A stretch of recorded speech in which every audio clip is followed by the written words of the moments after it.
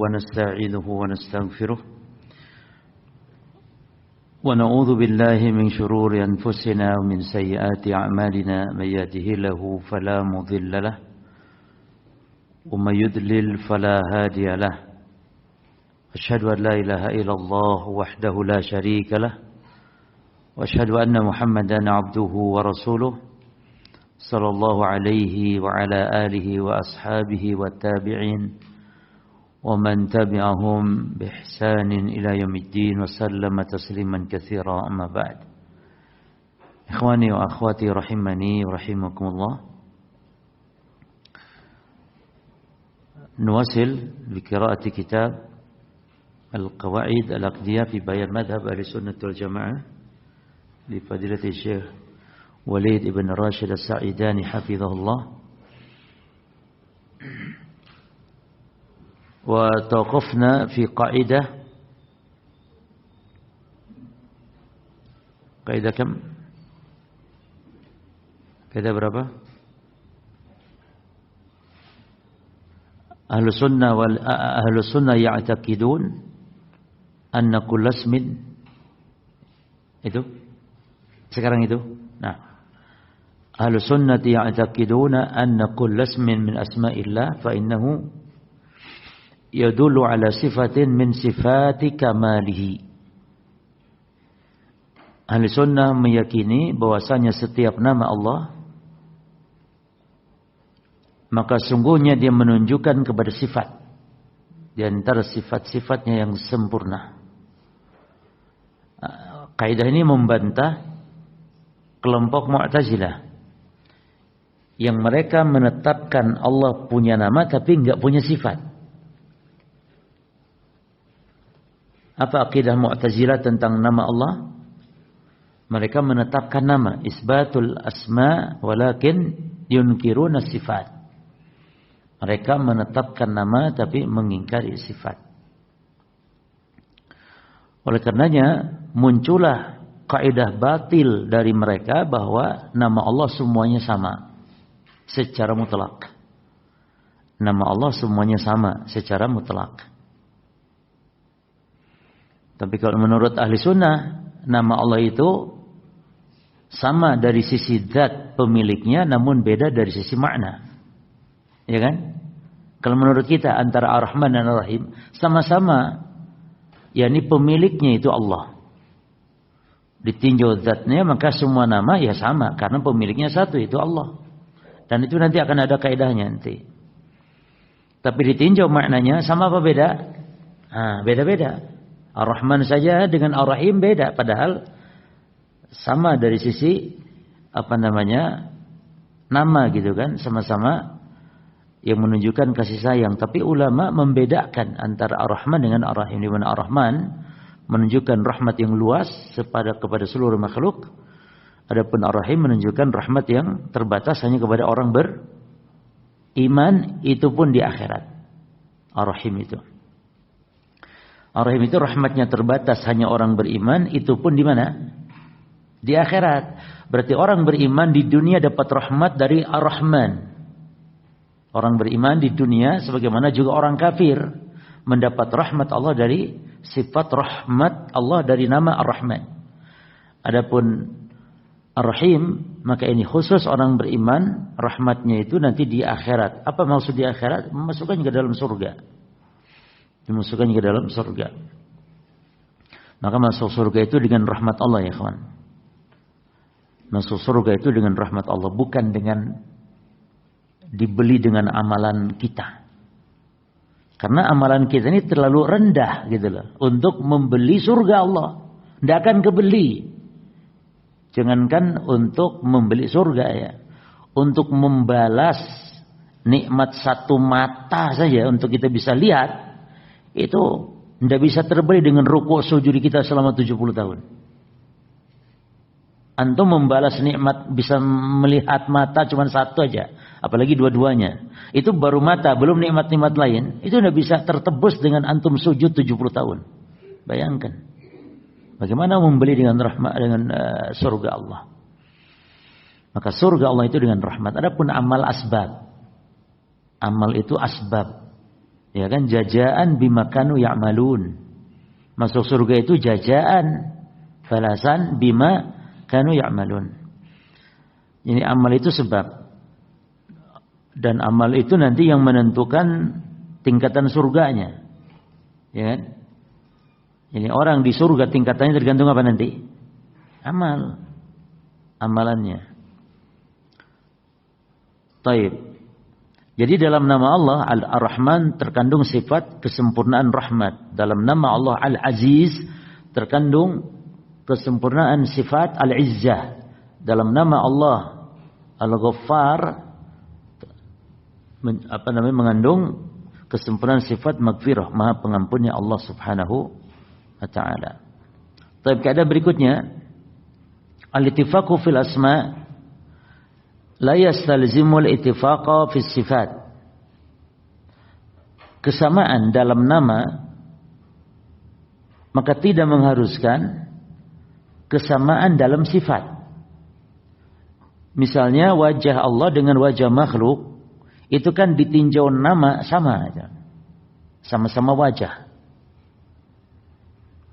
Nah, kesamaan nama ini yang dari sisi maknanya sama, itu tidak mengharuskan sama pula dalam sifatnya, dalam kaifiatnya. Jangankan antara Allah dengan makhluk, ya ikhwan, hatta sesama makhluk saja, meja punya kaki, antum punya kaki, gajah punya kaki. Apakah sama sifat kaki meja dengan kaki gajah? Sama tidak? Ditinjau maknanya sama? Sama kalau makna, sama-sama kaki. Tapi ditinjau dari sifatnya tentu berbeda. Ya. Misalnya, ya ikhwan, kita melihat matahari atau bahwa matahari itu bercahaya. Ya kan? Kita juga melihat lilin, lilin juga bercahaya. Sama-sama apa namanya? Sama-sama bercahaya. Apakah sama cahaya matahari dan cahaya lilin atau cahaya lampu? Maka kesamaan cahaya dalam hal ini sama-sama dalam namanya. Ya. Yani disifati dengan al-idha'ah, cahaya. Antara lampu neon, lampu listrik dengan matahari itu sama-sama disifati dengan sifat al-idha'ah dalam bahasa Arab. Yani cahaya. Akan tetapi al-idha'ah, cahaya yang disandarkan kepada matahari, itu cahaya matahari, dengan cahaya yang disandarkan kepada lilin misalnya, maka tidaklah sama. Ya. Termasuk sayap. Nyamuk punya sayap, burung punya sayap, sama-sama sayap. Namanya sama.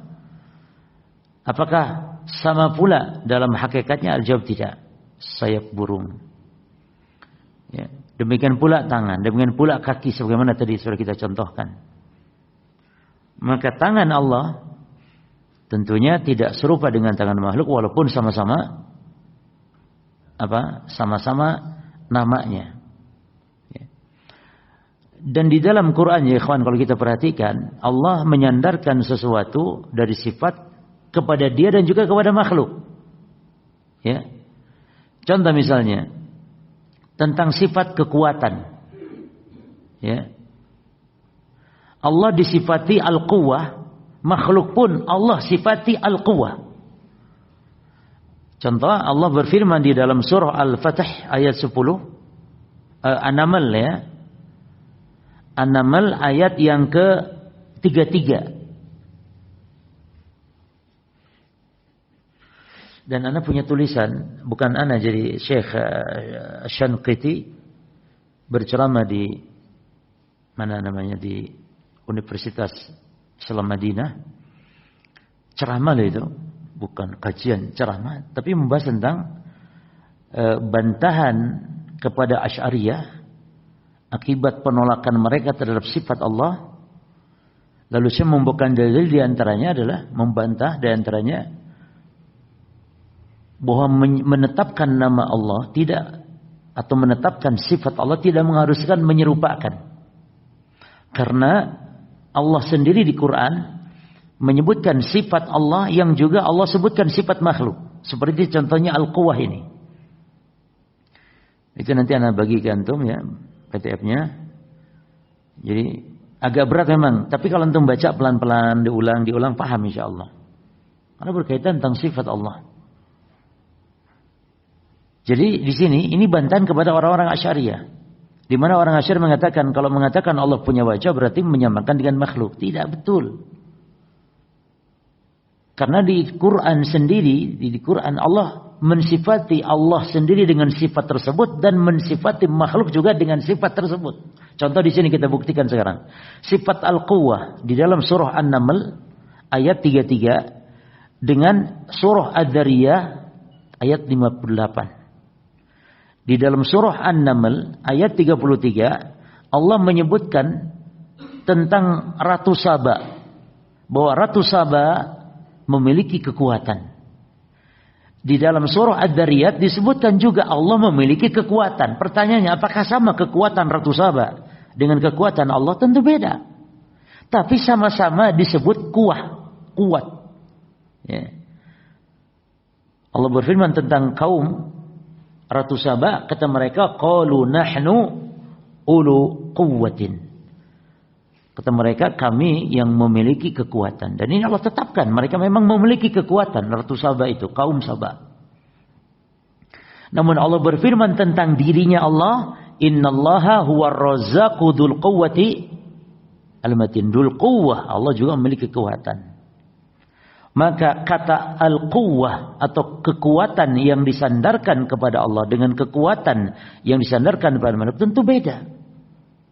Sehingga menetapkan sifat kuat bagi Allah tidak mengharuskan menyerupakan sifat kuat tersebut pada makhluk. Sehingga orang-orang Asy'ariyah menolak sifat-sifat tersebut karena alasannya tadi.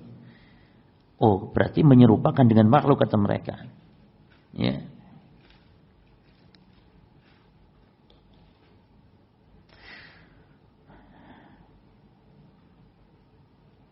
Taib. Jadi ini kaidah membantah ya, terjemah kaum sekaligus dua-duanya. Kaum Mu'attilah ya, dan juga sekaligus kaum Mumatsilah. Dari sisi mana? Dari sisi kalau kaum Mu'attilah kan jelas mereka mengingkari sifat Allah, alasannya kan karena kalau menetapkan sifat bagi Allah berarti menyerupakan Allah dengan makhluk. Padahal kita bantah dengan kaidah ini.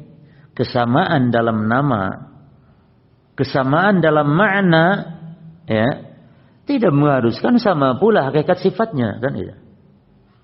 Makanya ulama menamakan la-nya di situ, la di situ, la yastalzimu ya, la itu la emas, la dhahabiyah yang dimiliki oleh ahli sunnah. Karena kaidah batil dari ahli bid'ah adalah dibalik atau la-nya dibuang. Yaitu apa kaidah ahli bid'ah? Al-ittifaqu fil asma yastalzimu. Jadi la-nya dibuang sama mereka. Kesamaan dalam nama berarti kesamaan pula dalam sifat. Kalau mengatakan Allah punya wajah berarti wajah Allah sama dengan makhluk. Tekon ini. Wajah Allah kok mau sama wajah makhluk? Karena mereka yang namanya wajah ya wajah yang mereka pahami. Ya wajah kok ya dewe iki punya wajah. Sehingga kalau mengatakan Allah punya wajah lah berarti kesimpulannya menyamakan wajah Allah dengan wajahnya awak dewe. Wajah makhluk. Itu batil karena kita jawab dengan kaidah ini. Ya. Maka kata para ulama tawafuqul asma la yastalzim tawafuqus sifat. Kesamaan nama tidak mengharuskan kesamaan sifat. Ini satu ya. Yang keduanya kelompok siapa tadi? Al-Mumatsilah. Mumatsilah pun berarti dibantah dengan ini. Jelas. Mumatsilah itu orang yang menyerupakan. Cuman yang jadi masalah kenapa Mu'attilah pun dibantah dengan kaidah ini gitu loh. Kenapa jemaah? Dari jawabannya gimana? Kalau Mumatsilah jelas kan orang yang mengatakan bahwa wajah Allah sama dengan wajah makhluk terbantah dengan kaidah ini, jelas itu. Tapi orang yang mengingkari sifat juga kok bisa dibantah dengan kaidah ini. Kenapa? Karena tadi mereka membantah, mereka menolak sifat itu alasannya apa? Karena kalau menetapkan sifat berarti konsekuensinya kata mereka menyerupakan Allah dengan makhluk. menetapkan sifat itu. Maka dibantah dengan kaidah ini. Adapun mereka sendiri berarti kalau membuat kaidah, maka kaidah yang rusak, la-nya dibuang.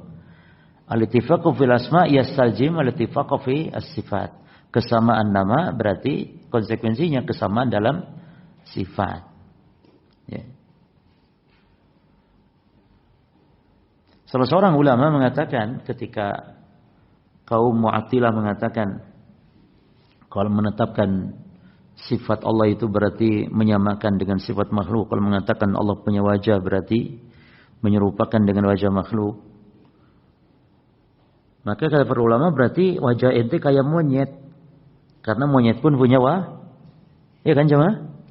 Mengatakan monyet punya wajah dan manusia punya wajah berarti wajah manusia sama dengan wajah monyet, begitu. Kata para ulama demikian. Karena kalian mengatakan kalau disebut Allah punya wajah berarti sama dengan wajah makhluk. Padahal tidak sama. Antar makhluk aja tidak sama. Walaupun maknanya sama. Walaupun nama atau maknanya sama. Gitu. Ya.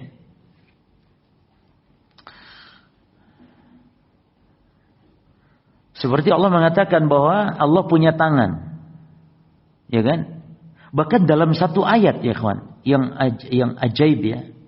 Dalam satu ayat. Al-Maidah ayat 64. Antum lihat. Dalam satu ayat. Allah mengatakan bal yadahu mabsutatani. Ya. Di situ Allah disebutkan punya tangan. Kedua tangan Allah terbentang. Di ayat yang sama di situ masih. Ini kan bantahan kepada apa? Kepada orang-orang Yahudi gitu. Maka Allah bantah, ya. Kata Allah, "Ghullat aydihim." Ghullat aydihim wa lu'inu bima qalu. Justru tangan mereka yang terbelenggu. Kata orang Yahudi kan tangan Allah terbelenggu. Allah jawab, "Bal yadahu mabsutatan." Bahkan kedua tangan Allah terbentang. Berarti Allah punya tangan. Lalu kata Allah, "Ghullat aydihim." Justru tangan mereka tuh. Justru kata Allah tangan mereka yang terbelenggu. Yahudi sendiri yang terbelenggu. Jadi dalam satu ayat ini Al-Maidah berapa tadi? Nah, 64 ya. Al-Maidah 64 ini Allah berfirman tentang bantahan kepada orang Yahudi yang mengatakan tangan Allah terbelenggu. Allah sebutkan Allah punya tangan dan tangannya terbentang. Dan Allah sebutkan tangan-tangan Yahudi yang Yahudi tangannya terbelenggu. Ya, ini tangan makhluk. Baik.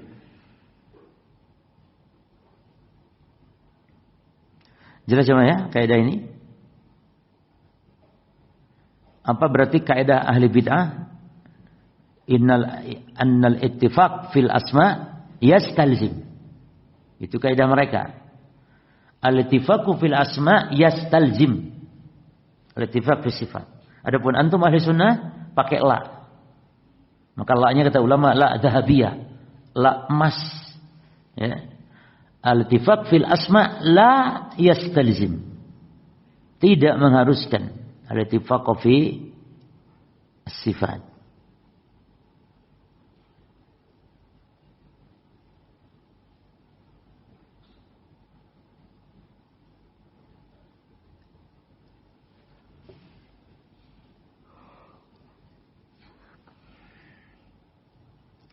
Jadi penyimpangan mereka ahli tamsil yang menyerupakan sifat Allah dengan makhluk, penyimpangannya dua sebabnya. Yang pertama, mereka mengkias-kiaskan perkara gaib dengan perkara yang mereka saksikan.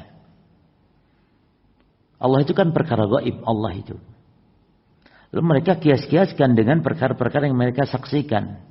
Sehingga kalau wajah Allah ya berarti kayak wajah dia. Itu satu. Yang kedua, ya karena mereka menetapkan kaidah batil tadi. Kaidah batil tadi itu. Yaitu apa kaidahnya mereka? Al-ittifaq fil asma apa? Yastalzimu al-ittifaq fi as-sifat.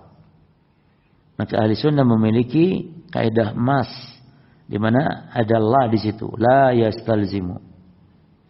Wa hada yusammuna bi la dhahabiyah. Ini ulama menyebut sebagai la-nya la emas ya. Maka hati-hati, jangan dibuang la-nya tuh. Itu la milik ahli sunnah. La-nya ibarat huruf la-nya di situ ibarat apa? Ibarat sesuatu yang sangat berharga gitu bagi kita untuk selamatnya kita dunia akhirat. La-nya di situ. La yastalzimul ittifaq. Maka ikhwan, kaidah-kaidah ini kalau bisa antum hafal ya, karena ini kaidah merupakan rumus gitu. Dan memang setiap kaidah-kaidah itu harus dihafal. Ya. Jadi fungsinya kaidah itu untuk kita mengetahui beberapa hukum, beberapa permasalahan dengan satu kaidah. Makanya kan 3 minimal. Kita ngaji dari sisi kaidah ada 3 manfaat minimal. Apa yang pertama, ikhwan, menghidupkan metode Quran dan Sunnah dalam pengajaran. Quran dan Sunnah itu isinya rata-ratanya kaidah itu. Contohnya misalnya Allah menyebutkan perkara-perkara yang halal dan haram berupa makanan. Allah menyebut dengan sebuah kaidah.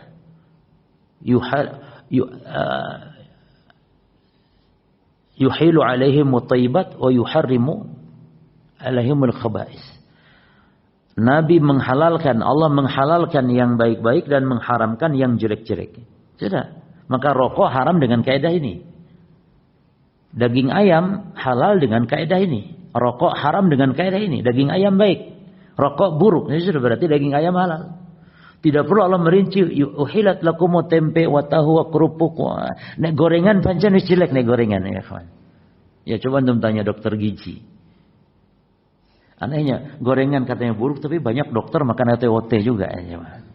Bahkan yang sangat naif itu rokok itu membahayakan, tapi ada loh dokter perokok itu. Naudzubillah, kok bisa ya?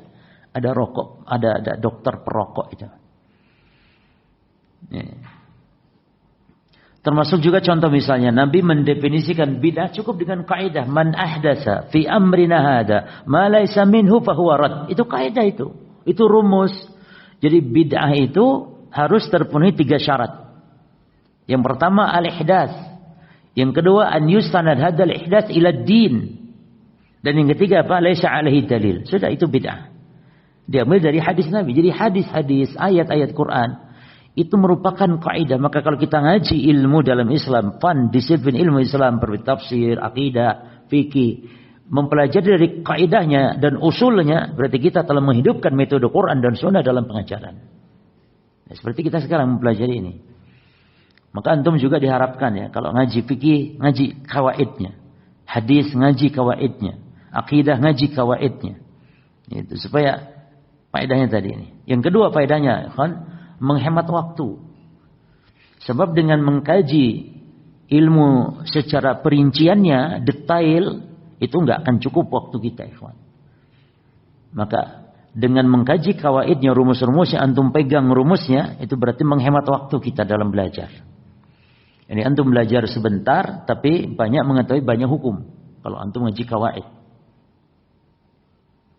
Seperti sekarang kita membahas tentang asma dan sifat Allah dari kaidah-kaidahnya sekarang. Kita tidak perlu membahas secara detail, ya.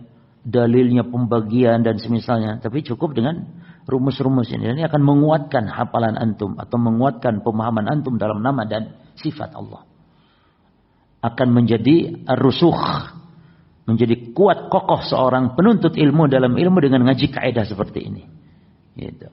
Karena satu bahasa atau satu lafadznya, satu rumus ini bisa tahu banyak hukum. Gitu. Contoh misalnya, al-umur bimaqasidiha, ini kaidah fikih. Dan termasuk kaidah 5 yang besar, kaidah besar yang 5. Al-amal binniyat atau al-umur bimaqasidiha. Itu bisa digunakan dalam ibadah, bisa digunakan dalam muamalah, bisa digunakan dalam akidah bahkan. Sesuatu tergantung niatnya. Dalam pernikahan. Jadi dari satu kaidah antum tahu banyak hukum. Contoh misalnya, seorang suami mengatakan kepada istrinya, aku pulang kau ke rumah orang tuamu, aku sudah muak, misalnya. Suami ngomong gitu ke istrinya, jatuh tidak cerai. Kaidahnya al-umur bimaqasidiha. Bahwa sesuatu tergantung niatnya. Jadi karena lafaz itu bukan lafaz sorry, maka cerai atau tidak cerai tergantung apa tadi? Niat suami tersebut. Ada orang yang mutar-mutar di kuburan, tawaf di kuburan. Apakah syirik bid'ah? Al-jawab, al-umur bimaqasidiha. Tergantung niatnya. Kalau niatnya memang mengagungkan kubur, maka syirik atau bid'ah minimal. Tapi kalau niatnya muter-muter kuburan karena mencari duit yang hilang, sedang ziarah kubur, duitnya hilang, puterin dia. Ndi enggak ono, ndi puter mana penasaran, 2 putaran. Si penasaran aku 3 putaran sampai 7 putaran. Lah tahu apa ente sih syirik atau bid'ah? Lah. Dia cari duit al-umur bimaqasidiha. Ya. Dan banyak. Baik. Kaidah berikutnya ya kawan. Idah ini masih ada kaitan dengan kaidah sebelumnya. Maka masing-masing kaidah antum pahami, yang sebelumnya dipahami nanti ketika ada yang berkaitan tidak terlalu sulit gitu untuk memahaminya. Idza ikhtalafatil idhofat ikhtalafatis sifat. Apabila beda penyandarannya, maka tentu beda pula sifatnya. Contoh wajah ya. Ketika kata wajah ini disandarkan kepada Muhammad atau kepada siapalah namanya, Taib Muhammad, tentu akan berbeda bentuk sifat wajah ketika wajah ini disandarkan kepada Ali misalnya. Sama enggak? Padahal tadinya sama-sama wajah. Wajah nih, wajah seret. Tapi ini enggak, wajah Muhammad dengan wajah Ali. Sama enggak jemaah? Beda karena ketika itu sudah disandarkan kepada orang yang 2 orang yang berbeda. Betul tidak? Apalagi dengan 3 orang lagi. Wajah Zubair, Muhammad, Ali, Zubair. Berapa perbedaan sekarang sudah? 3. Apalagi 1 juta orang. Subhanallah, 1 juta orang. Tentu perbedaannya 1 juta perbedaan. Berbeda ketika wajah saja misalnya. Nah, apalagi ini wajah disandarkan kepada Allah gitu loh. Dengan wajah yang disandarkan kepada makhluk. Tentu apa ikhwan? Tentu akan lebih jelas lagi perbedaannya. Ya, karena beda antara Allah dengan Khalik, Allah dengan makhluk. Ya. Maka aneh bin ajaib. Kalau manusia saja misalnya wajah milik Muhammad dengan wajah milik Ali itu sudah beda, ya kan?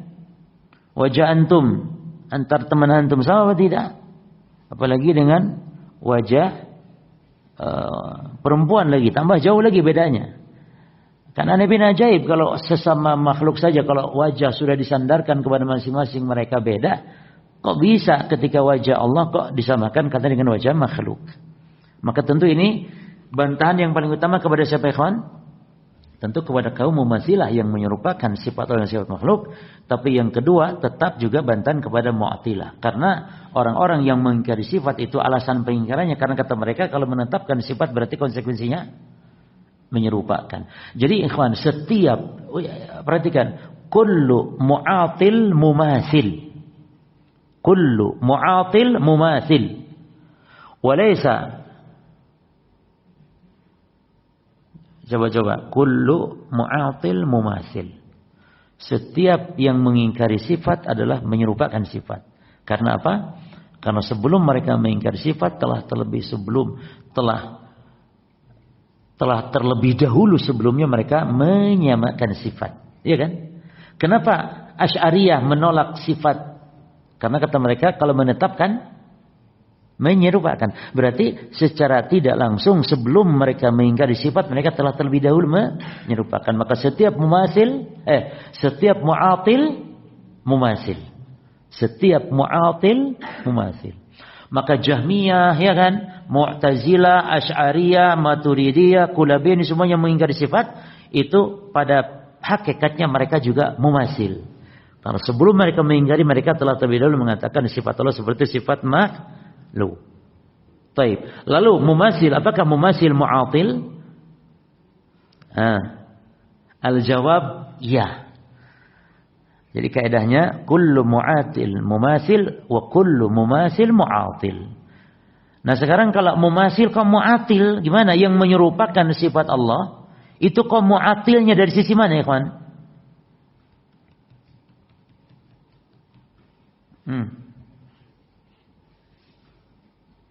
Dari sisi mana? Dari sisi mereka mu'attil, yakni mengingkari apa? Mengingkari ayat. Mengingkari nas yang menyatakan kalau Allah tidak serupa. Iya kan? Orang yang menyerupakan sifat Allah dengan sifat makhluk, hakikatnya juga dia mu'attil, mengingkari. Cuman mengingkari apa? Mengingkari ayat yang mengatakan Allah tidak sama dengan makhluk. Ayat yang mana? Ayat yang mana maksudnya? Yang diingkari oleh mumatsilah. Laisa kamitslihi syai', itu ayatnya. Ayat yang mana lagi? Ayat walam yakul lahu kufuwan ahad. Jadi mereka itu telah ingkar kepada ayat ini. Mumatsilah itu. Kok bisa wajah Allah kayak wajah makhluk, kata mereka? Ya. Berarti mereka mengingkari ayat. Terus yang kedua, mengingkari ayat yang menunjukkan kesempurnaan sifat-sifat Allah. Ini banyak dalam Quran. Dari sisi mana mereka telah menghina Allah? Ketika mereka katakan wajah Allah kayak wajah makhluk. Wajah makhluk penuh dengan apa, ikhwan? Sifat makhluk penuh dengan apa? Kalau Allah sifatnya sempurna, kalau makhluk? Kalau makhluk? Sempurna enggak? Enggak, banyak kekurangan. Berarti mumatsilah yang telah menyerupakan sifat Allah dengan makhluk, ya kan? Berarti hakikatnya dia telah apa? Mengingkari ayat-ayat yang menunjukkan kesempurnaan sifat Allah, karena makhluk itu kan penuh dengan kekurangan. Ketika mereka samakan Allah dengan makhluk, berarti menghina Allah dengan menyatakan bahwa wajah Allah penuh dengan kekurangan, tangan Allah kekurangan, dan seluruh sifat Allah penuh dengan kekurangan. Itu yang dimaksud dengan mu'attilnya kaum mumatsil. Bingung Ustaz, mu'attil, mumatsil, bingung. Ya apa-apa sih, penting nek ngaji itu ikhwan ndak apa-apa, ndak harus paham sekali ngaji ndak. Ya, ndak apa-apa, sabar aja. Yang penting antum hadir di majelis ini. Walaupun antum ngantuk-ngantuk pun tetap berpahala. Diampuni dosa, digugurkan dosa oleh Allah. Karena yang enggak niat ngaji pun ketika hadir di majelis ini dapat maghfirah Allah. Apalagi yang antum niat gitu loh. Walaupun baca doa bismika Allahumma wa amutu. Baca doa tidur di majelis tetap dapat berkah. Ini menunjukkan berkahnya, dahsyatnya ya majelis ilmu ini. Jelas ikhwan di sini idza ikhtalafatil idafat. Idafat itu apa? Penyandaran maksudnya. Ketika misalnya wajah Muhammad, berarti wajah yang disandarkan kepada Muhammad. Idafat itu milik Muhammad, wajah milik Muhammad. Ketika kata wajah ya atau sesuatu yang disebut wajah disandarkan kepada Muhammad, tentu berbeda dengan wajah yang disandarkan kepada Ali. Apalagi kalau wajah manusia berbeda lagi ya ketika wajah disandarkan kepada kambing gitu ya. Ya kan? Tambah beda lagi karena itu hewan gitu loh. Jelas enggak di sini maksudnya? Karepe sampean lah, enggak jelas ya ora apa-apa, yang penting lanjut kaidah berikutnya. Ini juga lebih sulit lagi. Ya, jadi ini berurutan nih. Kaidah yang tadi ya, nomor berapa tadi? Dua sebelumnya kan, ini tiga pun masih sebenarnya masih mirip maknanya gitu ya kawan, cuman beda istilah saja, tapi masih mirip maknanya. Tiga kaidah tadi. Sekarang ke tiganya berarti al-ittifaq fil ismil kulli al-mutlaq la yastalzimul ittifaqa ba'da al-idafati wat taqyid wat takhsis. Ingat, kalau segi makna podo dengan kaidah-kaidah sebelumnya. Tapi di sini ada perbedaan ya dari sisi artinya, kita jelaskan nanti. Al-ittifaqu fil ismil kulli al-mutlaq. Perbedaan pada nama secara umum lagi global tidak mengharuskan kesamaan nama yang sudah disandarkan dan dibatasi atau dikhususkan. Contoh ya ikhwan, kembali contohnya tangan. Ya, tangan. Tapi ya ikhwan, hatta antum di muka bumi di dunia ini pernah enggak antum melihat tangan saja? Coba antum jawab dulu. Pernah enggak antum di muka bumi ini melihat benda yang namanya tangan? Pernah enggak? Ini. Lah ini tangan antum ini. Tangan yang sudah disandarkan kepada antum manusia. Lihat tangan kambing, itu punya kambing. Sekarang, pernah ndak antum di muka bumi lihat benda, sesuatu, zat yang namanya tangan? Pernah lihat ndak? Tidak ada, ikhwan, di muka bumi sesuatu yang namanya tangan itu ndak ada. Semuanya sudah diapakan? Disandarkan kepada tangan manusia, tangan hewan, tangan sembarang. Tangan aja kan tidak ada. Coba pernah lihat tangan? Ada tangan buntung, tangan toh itu tangan siapa? Yang buntung tangan buntung ditaruh di suatu benda di atas meja, tangan buntung, tangan siapa? Ya tetap tangan manusia, berarti bukan tangan aja. Maksud saya tangan aja loh, tangan toh ono ndak? Ndak ono. Nah itu maksudnya mutlak itu. Paham ndak maksudnya? Nama yang mutlak maksudnya contoh tangan, mutlak tangan, tok tangan. Nah itu tidak mengharuskan sama pula ketika tangan itu sudah disandarkan kepada sesuatu tadi. Tangan disandarkan kepada Muhammad atau benda atau orang. Dengan tangan disandarkan mungkin kepada hewan dan semisalnya. Nah maksudnya begini, ini sama dengan kaidah sebelumnya, mirip kan makanya. Maka kata tangan kalau sudah disandarkan kepada Allah, tentu berbeda ketika kata tangan disandarkan kepada makhluk tadi. Sama apa tidak? Berbeda tentunya, tidak sama gitu. Maka ini mirip ya dengan kaidah sebelumnya.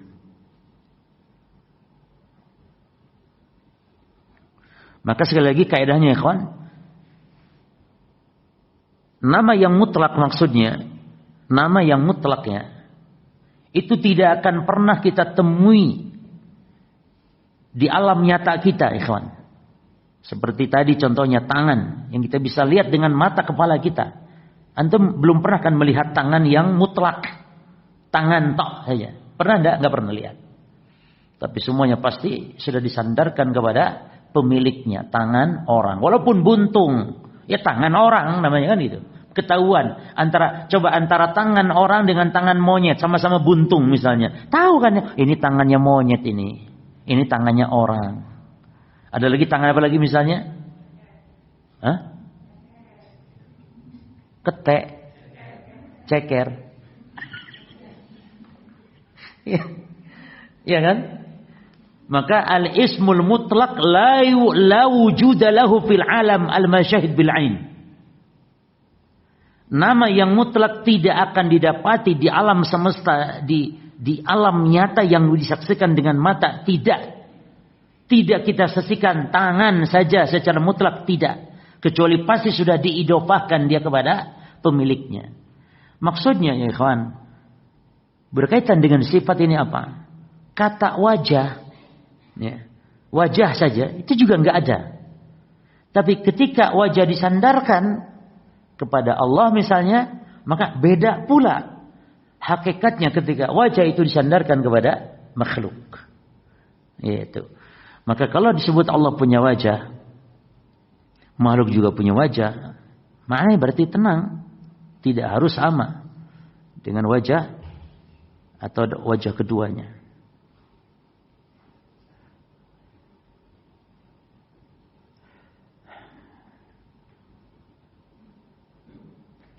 Kalau ahli bidah mengatakan sebaliknya ya, bahwa al-ittifaq baina sifataini fil ismil kullil mutlaq itu yastalzimu al-ittifaq ba'da al-idhofah wa at-taqyid wa at-takhsis.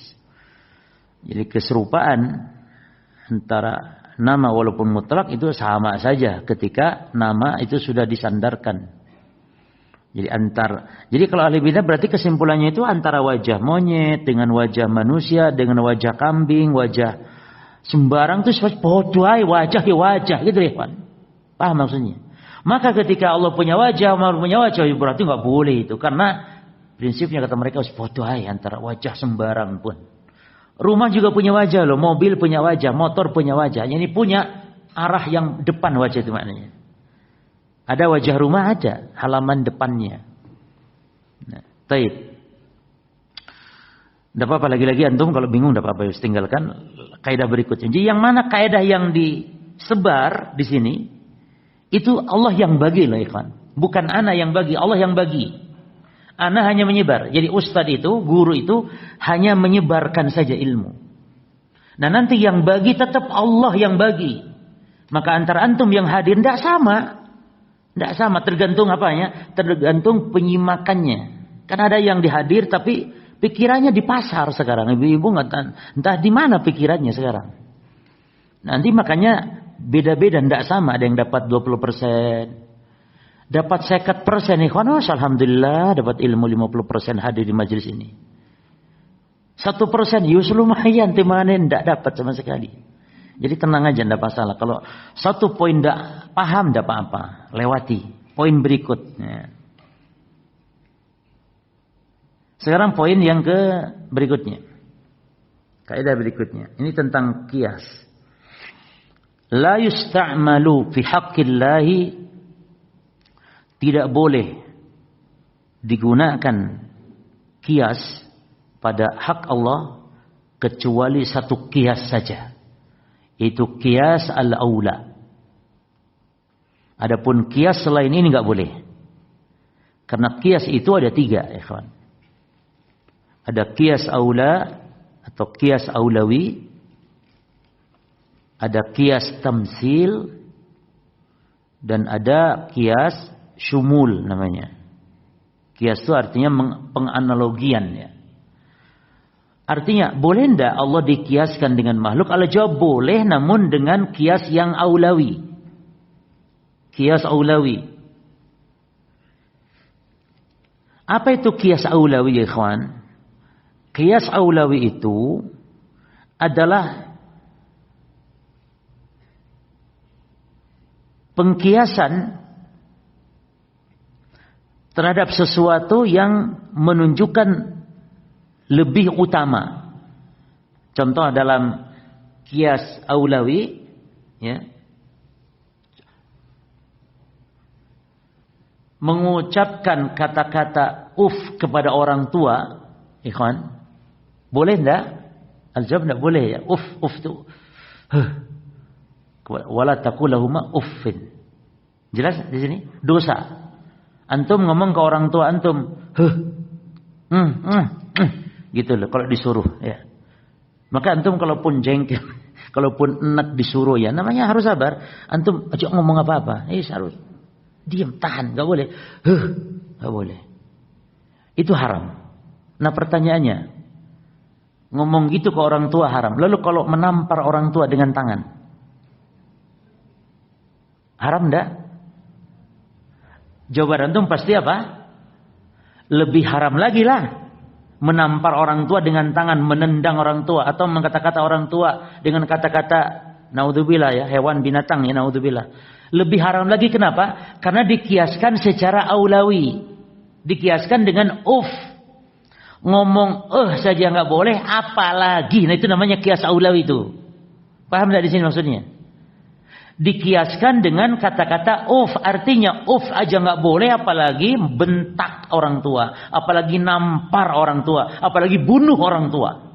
Aja nggak boleh. Berarti ini namanya mengkiaskan secara aulawi, yakni lebih utama gitu. Paham di sini maksudnya kias aulawi? Artinya kalau dalam sifat Allah begini, setiap kesempurnaan yang ada pada makhluk, contohnya melihat, makhluk ya kan, kalau melihat makhluk kan sempurna. Makhluk melihat, mendengar, ya jemaah. Maka kesempurnaan ini lebih pantas lagi dimiliki oleh siapa? Gitu loh. Tapi nanti akan ada kaidah kesempurnaan makhluk yang tidak ada kurang sama sekali, enggak. Maka Allah lebih apa maksudnya? Lebih pantas lagi untuk melihat, lebih pantas lagi Allah untuk mendengar. Ya kan itu jemaah? Demikian pula ya ikhwan, sifat kekurangan pada makhluk seperti buta. Makhluk itu buta kan? Bisa makhluk buta? Nah, kekurangan apa sempurna kalau makhluk itu buta? Kekurangan. Maka kalau sifat buta ini kekurangan pada makhluk, maka pada sifat Allah lebih pantas untuk disucikan dari sifat buta tersebut. Allah lebih pantas dengan cara qiyas aulawi. Paham dari sini maksudnya? Makhluk kalau sakit, kekurangan enggak? mati kekurangan, maka Allah lebih pantas untuk disucikan, dihindarkan dari sifat-sifat kekurangan tersebut. Allah lebih pantas. Itu nanti akan ada kaidahnya. Ini namanya qiyas aulawi.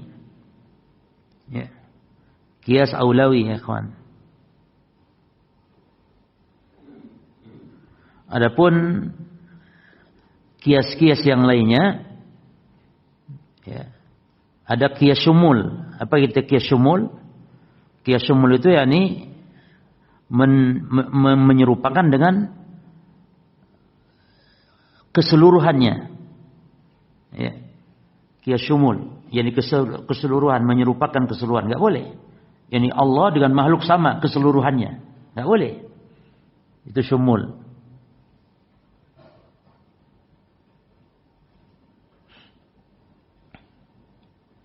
Yang kedua qiyas tamsil. Ya. Ini menyerupakan sesuatu dengan yang semisal sama persis. Kalau tadi syumul itu artinya keseluruhannya sudah. Kalau ini dengan sesuatu yang sama persis, menyerupakan. Nah, itu juga tidak boleh. Berarti yang boleh hanya satu, itu qiyas al-aulawiyah.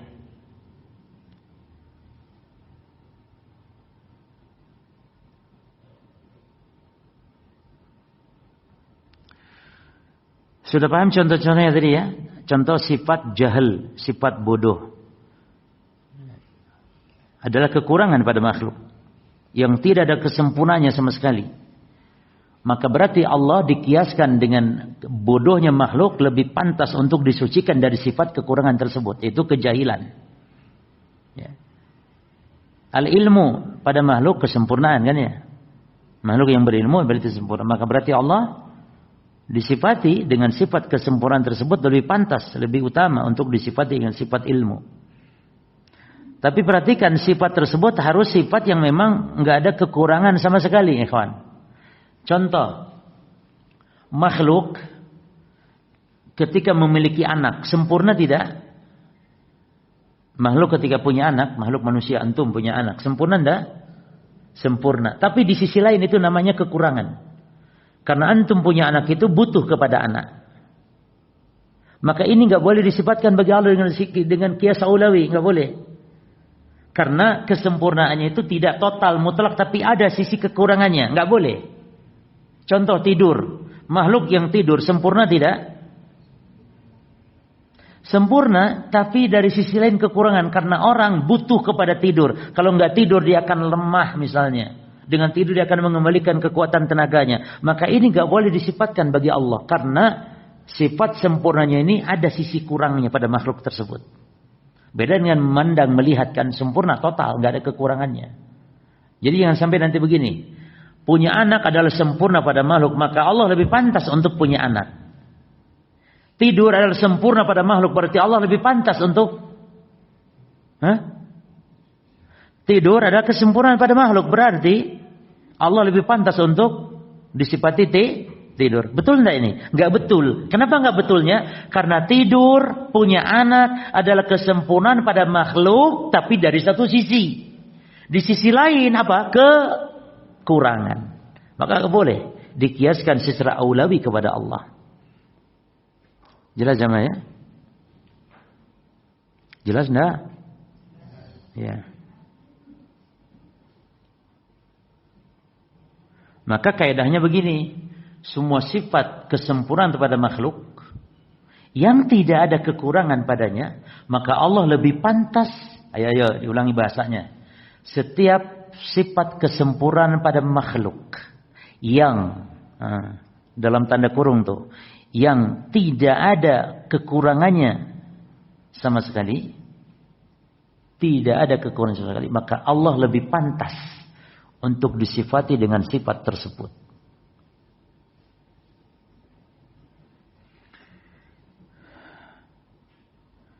Contoh sempurna tapi ada kekurangan, apa contohnya tadi? Punya anak, apalagi tidur, apalagi makan, ya kan? Makan sempurna kan? Orang kalau udah bisa makan sakit berarti orang bisa makan itu sempurna. Tapi dari sisi lain kekurangan karena makan itu menunjukkan butuhnya makhluk kepada makan. Maka Allah enggak disifati dengan sifat tersebut. Taib. Nah, kaidah berikutnya ya, itu sebagai penjelasan tadi. Kita baca yuk kaidah yang ini masih ada kaitan dengan sebelumnya. Apa itu? Wa anna kulla kamalin fil makhluk la naqsa fihi. Ini prakteknya dari kaidah tadi. Bahwa segala sesuatu yang sempurna pada makhluk namun la naqsa fihi. Tuh. La naqsa fihi-nya kalau bisa garis bawah. La naqsa fihi, tidak ada kekurangan padanya.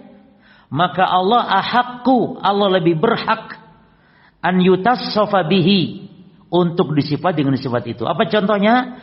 Kesempurnaan pada makhluk yang tidak ada kekurangan. Contohnya apa? Melihat, mendengar, contohnya. Adapun yang ada kekurangannya apa contohnya tadi? Punya anak, tidur. Itu. Lalu sebaliknya, wa kullu naqsin la kamala fihi. Dan setiap kekurangan pada makhluk yang tidak ada kesempurnaan padanya, kurangnya itu total memang mutlak kekurangan, maka Allahu ahaqqu an yunazza anhu. Allah lebih berhak untuk disucikan dari sifat kurang tersebut. Ya.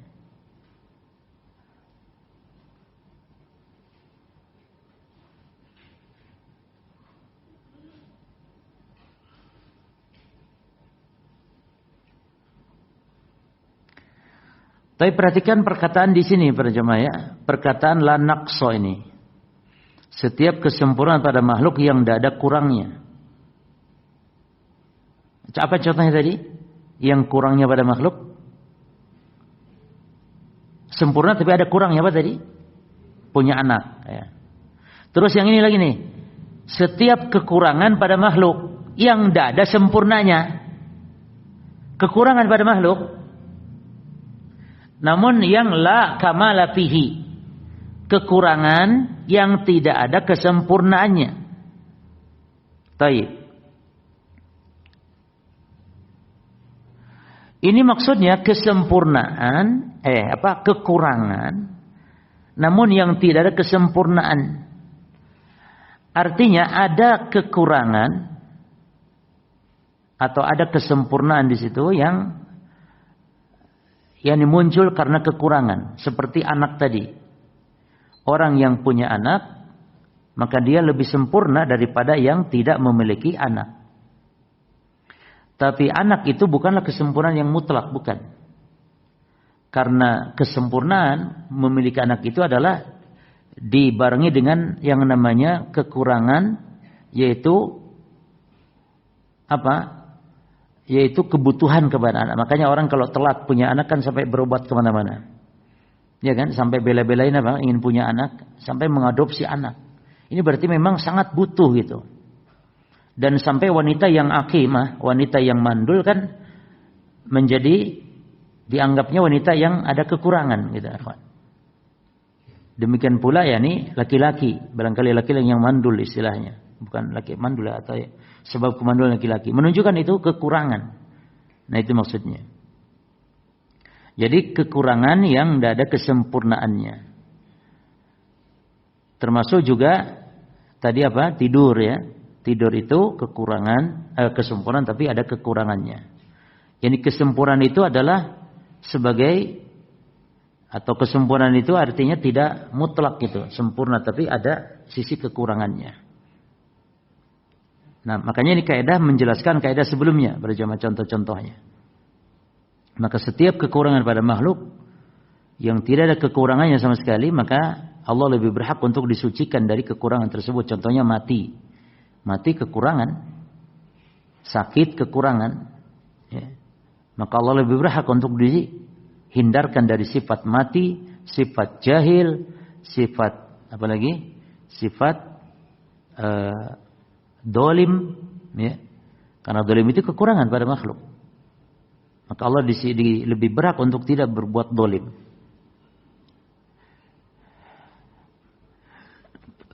Kaidah berikutnya atau cukup?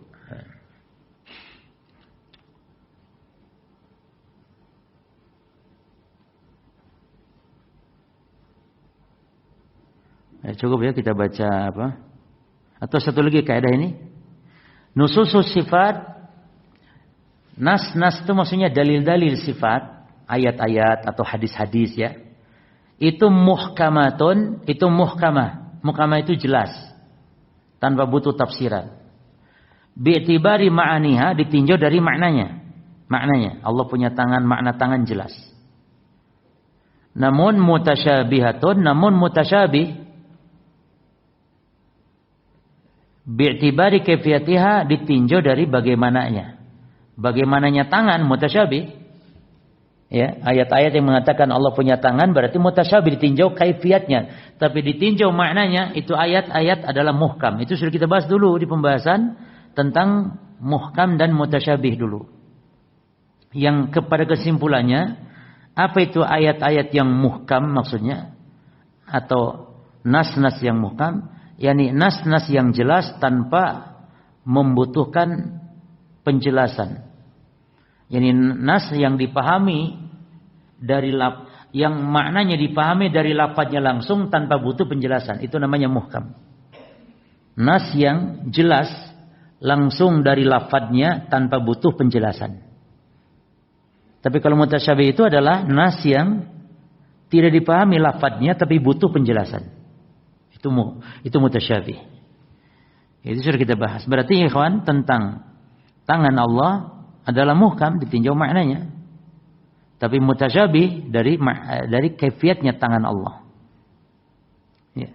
Termasuk misalnya hadis Nabi. Nabi bersabda, yanzilu rabbuna tabaraka wa ta'ala ila samai dunya. Allah tabaraka wa ta'ala turun ke langit dunia. Nah, hadis ini muhkam atau mutasyabih ya kawan? Jawab. Allah turun ke langit dunia, kata Nabi. Ini hadis. Hadis ini muhkam atau mutasyabih? Muhkam ditinjau maknanya. Ini turun, paham. Makna turun. Dari atas ke bawah itu turun. Tapi mutasyabih ditinjau kaifiatnya turun. Allah. Baik. Contoh yang lain. Waja'a rabbuka. Ini sifat Allah. Waja'a rabbuka. Allah berfirman dan Allah datang. Ini ayat. Muhkam atau mutasyabih? Muhkam atau mutasyabihan? Ada jawab? Muhkam ditinjau maknanya. Datang ya datang maknanya. Tapi mutasyabih ayat ini ditinjau kaifiatnya, cara datang Allah kita nggak tahu. Jangankan Allah ya kawan. Kita aja datang kan beda-beda. Yang jelas berarti datang Allah tidak seperti datangnya makhluk. Karena datangnya kita aja beda-beda. Datangnya seorang presiden, seorang raja datang, itu beda dengan datangnya rakyat jelata. Kalau rakyat ya datang biasa, datang tokoh biasa, nggak ono sing perhatian. Tapi nek raja yang datang, ada apa? Ada pas pampres, ada pengawal, ada dipayungi. Itu cara datangnya raja. Bahkan datangnya antum, antara antum yang punya utang dengan antum yang sudah lunas utang, beda nggak cara jalannya, cara datangnya? Antum yang punya utang, lemes aja mah. Dengan yang utangnya udah lunas, itu datangnya beda loh. Semangat kalau yang Anda punya beban karena. Tapi yang punya utang itu datangnya beda. Makanya tanya ente apa lemes? Aduh utang si akeh rung lunas. Lemas beda datangnya. Orang yang setruk dengan yang normal beda enggak jalannya? Datangnya beda. Itu manusia. Bagaimana dengan Allah? Laisa kamitslihi syai'. Pasti datangnya Allah tidak seperti datangnya makhluk. Baik.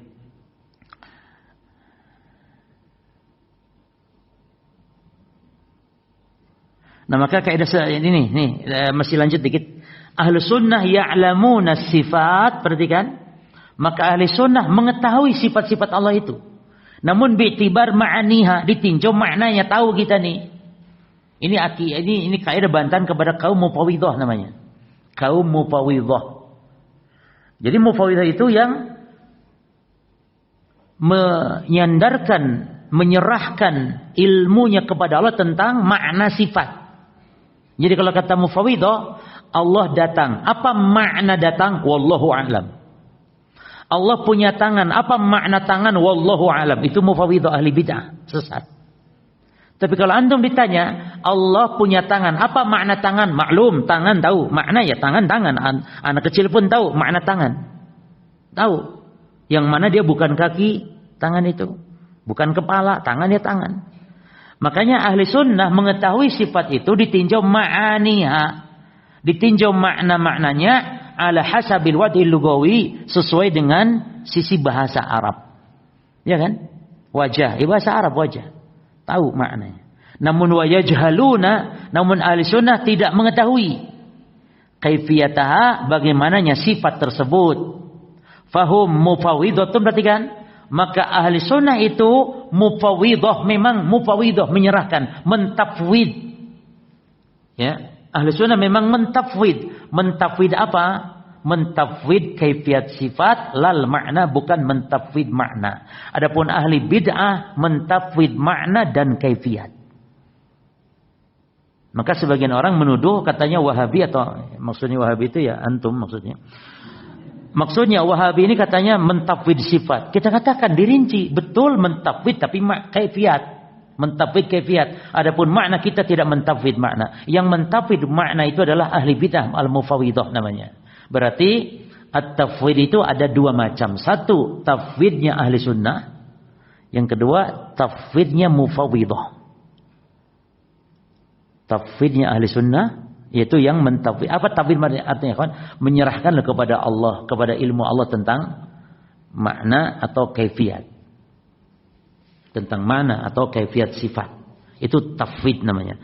Baik, tafwid ada berapa macam? Ada dua. Satu, tafwidu ahli sunnah,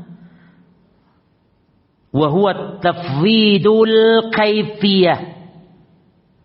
Tafwidu kaifiyatis sifat lal makna, yaitu mentafwid, menyerahkan kepada ilmu Allah tentang kaifiyatnya sifat, bukan makna sifat.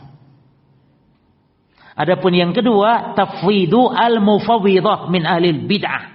Yang kedua, tafwidnya al-mufawwidah dari ahli bid'ah. Itu mereka tafwidu al-makna wal kaifiyah. Yang mentafwid makna dan kaifiyatnya. Mufawwidah.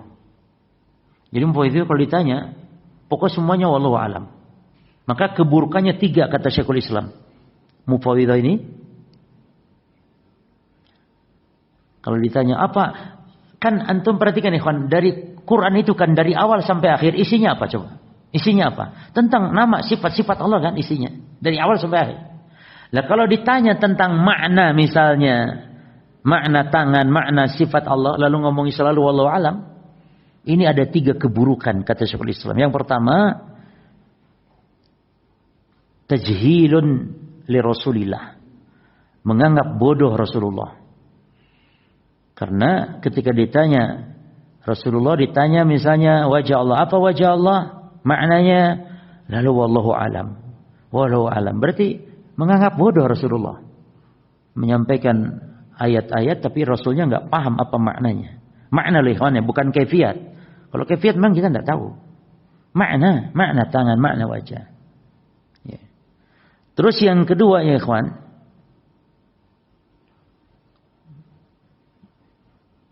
ya'taqid anna al-Qur'an laysa hunak tibyan likulli syai'. Meyakini berarti Quran bukan penjelasan atas segala sesuatu. Padahal Quran tibyanan likulli syai', kata Allah.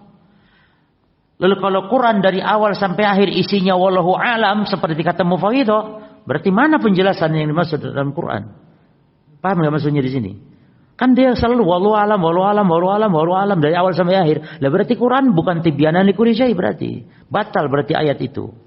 Ya. Itu yang kedua. Dan yang ketiga ikhwan, membuka pintu ahli bid'ah filsafat untuk mengotak-atik syariat. Membuka pintu bagi kaum filsafat, orang-orang yang menyimpang untuk mengotak-atik apa? Syariat. Karena kata orang filsafat apa? Ente mufawwidah nih, apa maksudnya dari tangan Allah? Wallahu a'lam. Ya sudah, nih gue tafsirin nih. Jadi akhirnya orang-orang filsafat menafsirkan seenaknya. Ahlul kalam. Ya, seperti siapa? Ya orang-orang yang makna-maknai sifat-sifat Allah tersebut. Gitu. Jadi 3 kerusakan mufawwid. Apa yang pertama tadi? Menganggap bodoh Rasulullah. Yang kedua, menganggap Quran tidak lagi sebagai penjelasan terhadap sesuatu. Yang ketiga, memberi pintu bagi ahlul kalam untuk mengobrak-abrik syariat, mengotak-atik syariat. Nah, jelas sekali ya. Jadi kalau antum dituduh mufawidhah, maka antum bisa katakan iya, bisa katakan tidak. Dilihat dulu apa maksud ente mufawidhah, tanya dulu. Maksudnya ente itu mengatakan kalau Allah punya tangan, makna tangan ente katanya nggak tahu. Oh enggak, kalau itu enggak. Karena makna sifat kita tahu. Ahli sunnah itu tahu tentang makna sifat, tapi ahli sunnah tak tahu tentang apa? Hakikatnya atau kaifiatnya dari sifat. Berarti sifat Allah itu ditinjau dari dua tinjauan, ikhwan. Tinjauan maknanya, yang kedua tinjauan tinjauan maknanya, yang kedua tinjauan kaifiatnya. Ulangi. Tinjauan terhadap sifat Allah dari dua tinjauan. Satu, min jihati ma'aniha, tinjauan maknanya. Maka bagaimana kita sikapnya? Tahu dari sisi bahasa. Tahu dari sisi bahasa, makna wajah, makna tangan, makna turun, makna tertawa. Itu kan sifat Allah semua itu. Makna marah. Ya.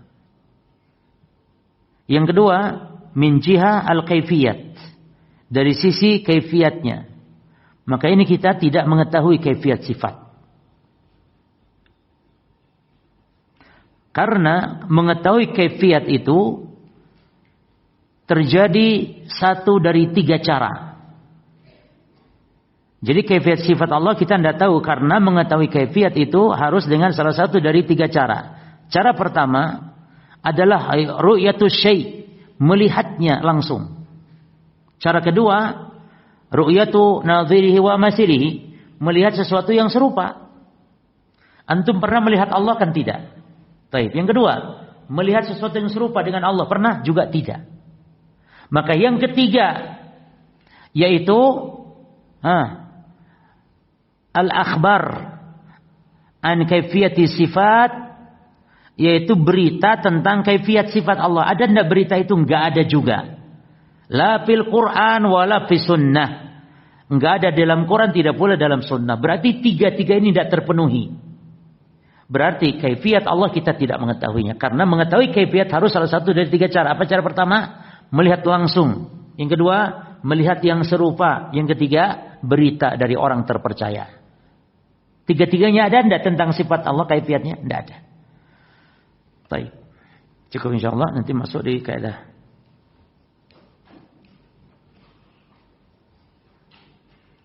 Baik, masuk kitab Al-Mulakhas.